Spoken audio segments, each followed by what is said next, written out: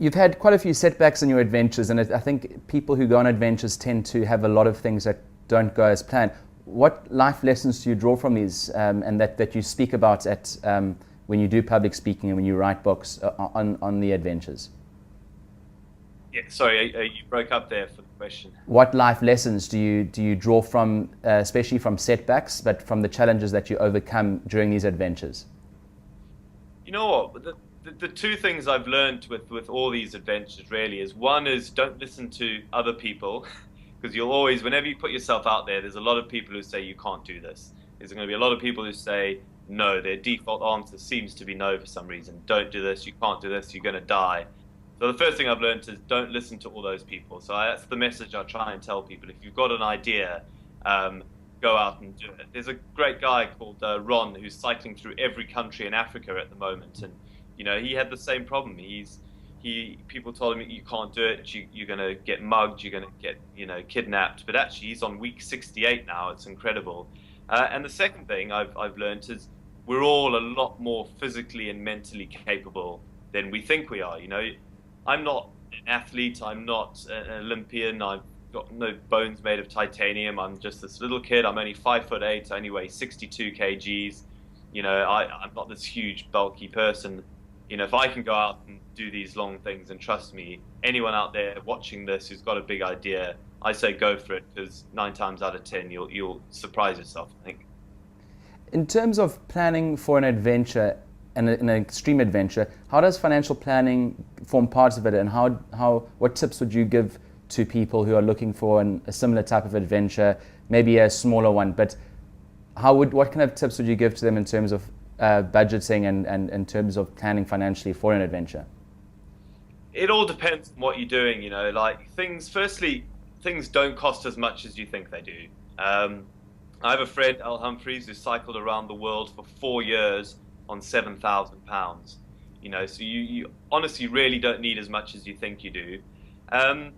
When I do the things I do, they're often record attempts, and they're often trying to be the first or something.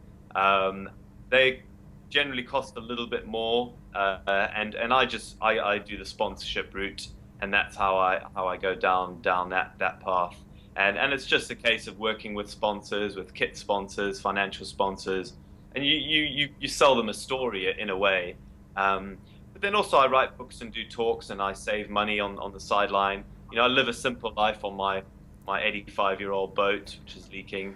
So I do manage to save quite a lot by living that simple way. And for me, that's the best way I go around it, I think.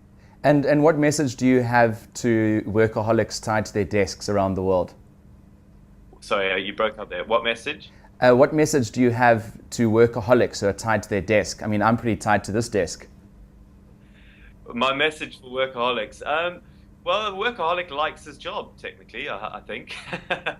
No, if at the end of the day, if you don't like what you do, our time on this planet is far too short for you to carry on doing it. If you don't like what you do, stop doing it. With the internet, with social media, with YouTube, we're at a time now where anyone can make a living out of their hobby, because at the click of a button, you've got an audience of potentially hundreds of millions of people. And I always use an example. My uncle lives here in Manchester in the UK, and he's always made biltong his whole life. I remember even back in Zimbabwe, we'd go to Gavin's house and take biltong off his shed. He's always made biltong, right? And about a month ago, or 2 months ago, he made like 2 kgs extra by mistake. He's like, oh, what do I do with it? What do I do? So he literally went on Facebook, found a forum for Rhodesians in the UK, put a post on there saying, I've got a couple of kgs, who wants it? It was sold in about 38 seconds. He now sells something like £1,000 a week worth of biltong just on this one forum online. And that's his hobby. He built it in his shed. And I think with the internet and everything, we can now actually really go out, and we don't have to live a regimented life or a job or a way of living that you kind of maybe had to do in the past. We can now go out there and actually really follow our passion, and then the world becomes a better place if everyone's happy, right?